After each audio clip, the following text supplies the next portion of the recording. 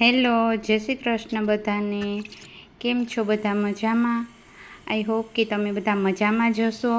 આજે આપણે છે ને મીઠું બનાવવાના છે, એટલે કે સામગ્રી જોઈને તમને આઈડિયા આવી જ ગયો હશે કે હું છે ને શીરો બનાવું છું.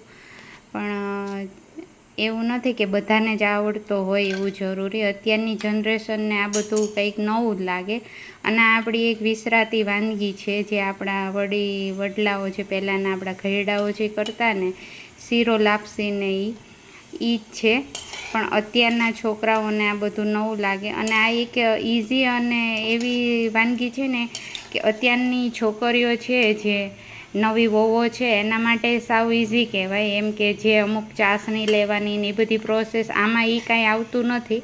ખાલી સિમ્પલ એક આપણે અહીંયા ઘી મૂક્યું છે, એમાં થોડા એવા કાજુ બદામને કરી લીધા છે ફ્રાય, અને ઘીમાં પછી એ જ ઘીમાં થોડો વાટકી ઘઉંનો લોટ લીધો છે. તો માપમાં કહું ને તો 1 વાટકી ઘઉંનો લોટ, 1 વાટકી ઘી અને પાણી જરૂર પ્રમાણે, અને 1 વાટકી મેં ગોળ લીધો છે. આપણે ખાંડ પણ લઈ શકીએ. આ બધું લીધું છે ને મેં અહીંયા લોટ છે ને ઘઉંનો, એને ઘીમાં કાજુ બદામને જે ડ્રાયફ્રૂટ હતું એ ફ્રાય કરી અને એ જ ઘીમાં મેં પાછો ઘઉંનો લોટ શેકી લીધો છે. અને આમાં કંઈ ધ્યાન રાખવાની જરૂર નથી. આ રીતે શેકીએ ને એટલે પછી જ્યારે આમાંથી ઘી છૂટું પડવા લાગે ને એટલે આપણને ખબર પડી જાય કે લોટ સરસ એકદમ શેકાઈ ગયો છે. પછી આ સ્ટેજ ઉપર જ આપણે પછી ગોળ ખાલી ઓગળે ને એટલું જ પાણી કરવાનું છે. એમાં કોઈ વધારે કાંઈ છે નહીં.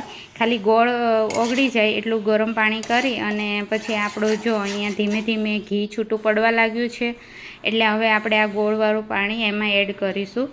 એટલે બસ આપણો શીરો તૈયાર છે. આમાં કંઈ બહુ લાંબી પ્રોસેસ છે નહીં. ઘરમાં જ મળી જતો સામાન બધો, જે ઘઉંનો લોટ હોય છે, ઘી હોય છે, ખાંડ યા ગોળ. મેં અહીંયા ગોળ લીધો છે, તમે ખાંડ પણ લઈ શકો. અને મેં છે ને જે કાજુ ને બદામ ફ્રાય કરીને રાખ્યા હતા એ પછી મેં છે ને આમાં શીરાની અંદર એડ કરી દીધા હતા તે. અને બસ શીરો આપણો તૈયાર થઈ ગયો છે. તો તમે પણ બનાવો શીરો. કોઈ ગેસ્ટ આવે એના માટે પણ ને આપણા માટે પણ. તો આવજો.